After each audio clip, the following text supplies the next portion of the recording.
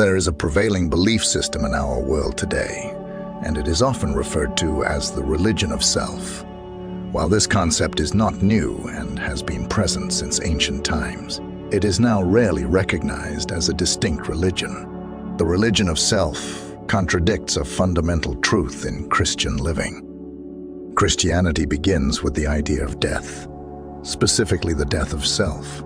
Establishing a relationship with Christ necessitates a departure from self-centered living. Jesus Christ explicitly stated, "If anyone would come after me, let him deny himself and take up his cross and follow me." This powerful call to discipleship is found in the Gospels, particularly in Matthew chapter 16, verse 24, Mark 8, verse 34, and Luke chapter 9, verse 23. It serves as the core of Christian commitment and the journey of faith. This statement is a call to wholehearted commitment to Christ. Bearing one's cross symbolizes a complete and unwavering dedication to follow Jesus, regardless of the personal cost. It involves prioritizing Christ's teachings and example above personal desires, ambitions, and even life plans. In essence, the call is to embrace self-denial for the sake of a deeper connection with Christ. Following Christ, as emphasized by the call to carry one's cross, means remaining committed even if the world opposes you. It requires standing alone if necessary and staying steadfast, even when faced with adversity. This commitment involves self-denial, a concept implied in the phrase "carry my cross and follow me." It urges individuals to let go of self-centeredness and ego, prioritizing the needs of others and the work of God's kingdom over personal interests and desires. The call to carry one's cross and follow Christ is a call to live in the Spirit and in obedience to the Word of God, transcending a life focused on earthly desires. It's about dying to self, emphasizing the importance of self-denial. Jesus made it clear that following him requires denying oneself, involving a spiritual, symbolic, and potentially even physical surrender of one's life. This self-denial is not merely an optional part of being a follower of Christ. It is essential. Jesus taught that those who seek to preserve their earthly lives may lose their eternal lives, while those who sacrifice for his sake will find eternal life.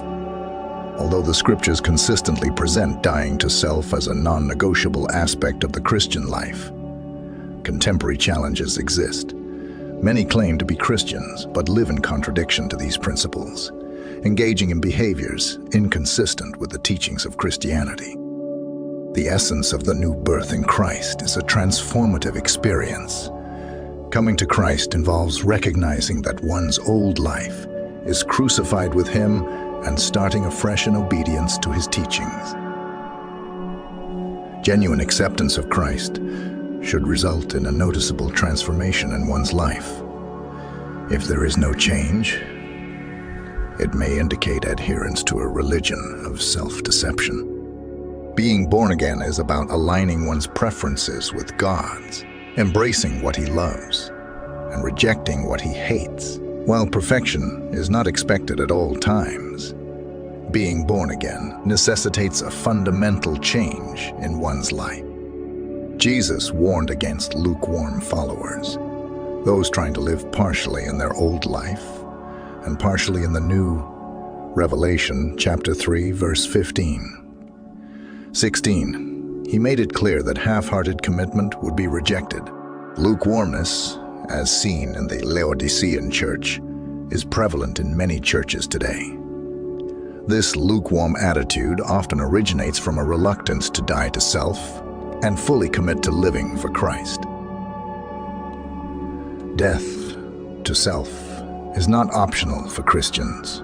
It is a deliberate choice leading to eternal life.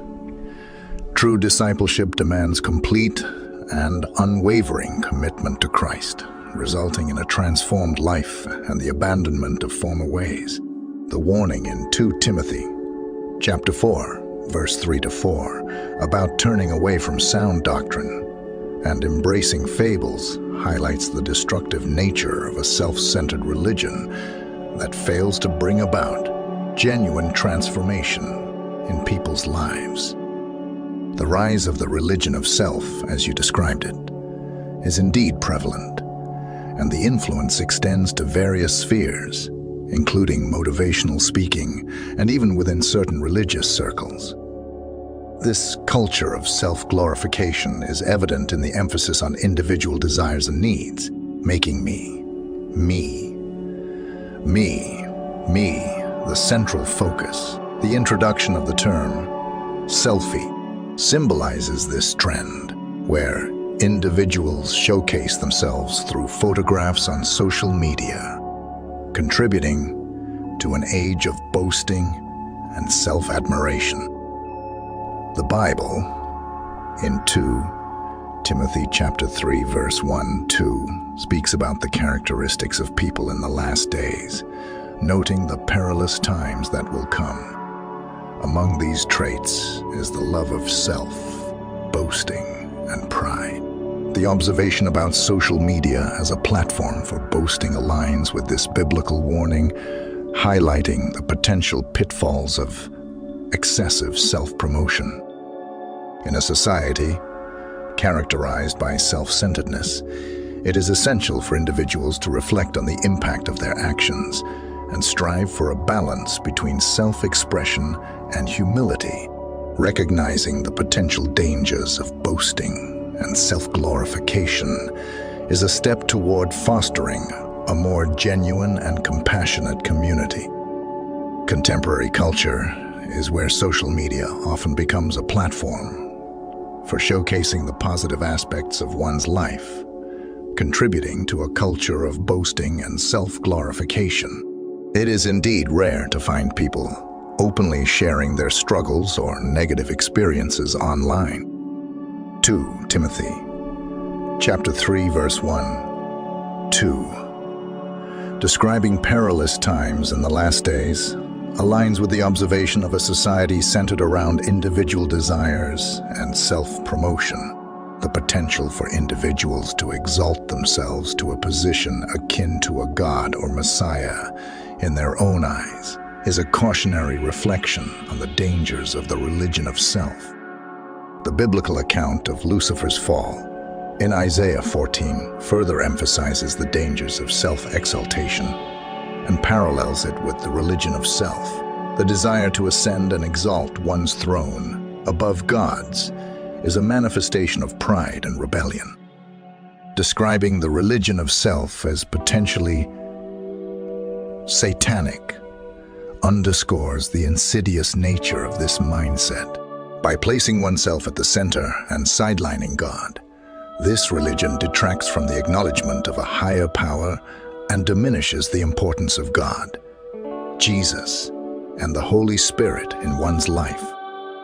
This message is a reminder of the significance of humility, recognizing our dependence on God and giving glory to Him rather than elevating ourselves to a position reserved for the divine. It encourages individuals to reevaluate their priorities and align their lives with a perspective that honors God rather than exalting self. The poem Invictus by William Ernest Henley and its assertion of being the master of one's fate and captain of one's soul serves as a poignant contrast to the biblical perspective. The notion of the religion of self being inherently self-centered aligns with the idea that there is no one more self-centered than the devil.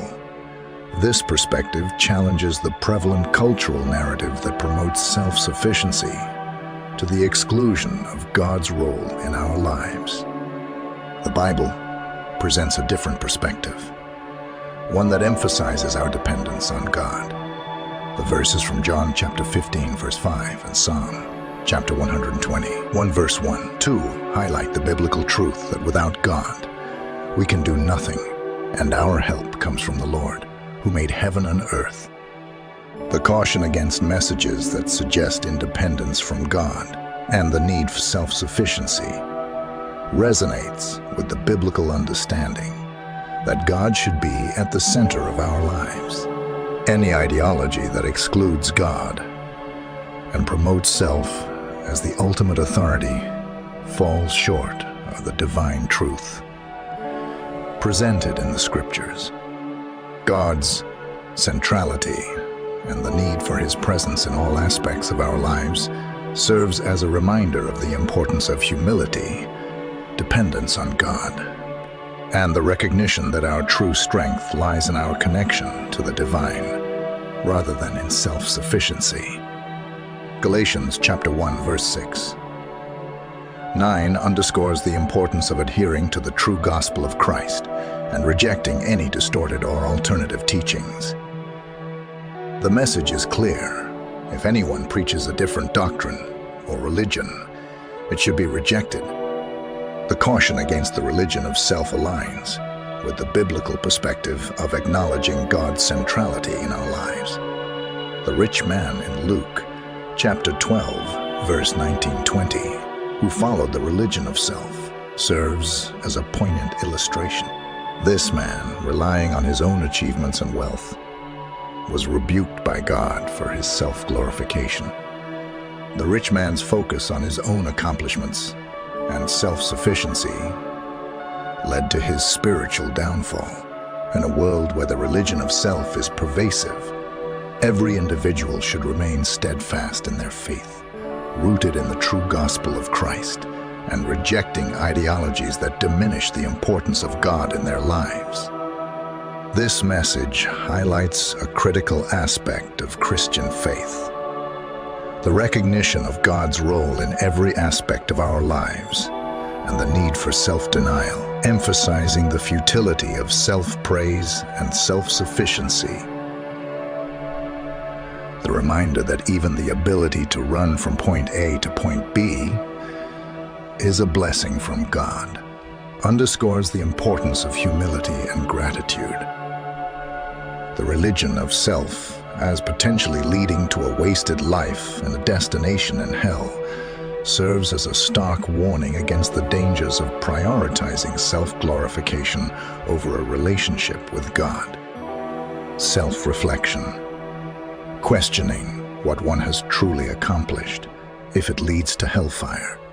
The satanic nature of the religion of self, and the call to consider the last time one heard a sermon about dying to self are thought-provoking. The verses from Galatians chapter 2, verse 20, and Luke chapter 9, verse 23, affirm the importance of crucifying the old sinful nature, living in faith and obedience to Christ, and practicing daily self-denial.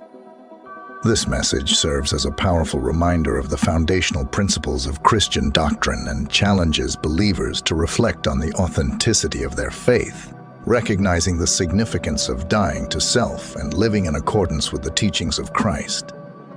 Romans chapter 6, verse 6 says, knowing this, that our old man is crucified with him, that the body of sin might be destroyed, that henceforth we should not serve sin. This passage reflects the idea that Christians should renounce their former ways of living in sin and adopt a new life of righteousness. Death to self does not mean literal physical death, but rather a metaphorical death where one's selfishness, pride, and sinful habits are sacrificed to live a life of humility, service, and obedience to God.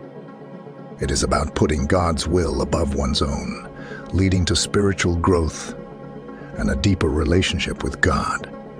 This concept is central to Christian discipleship and is viewed as a path to true spiritual freedom and fulfillment. And this is the Christian faith.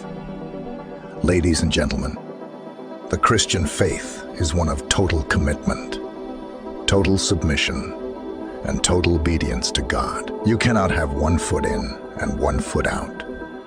Choose today that for me and my house, we will serve the Lord. No matter the cost, we will serve the Lord.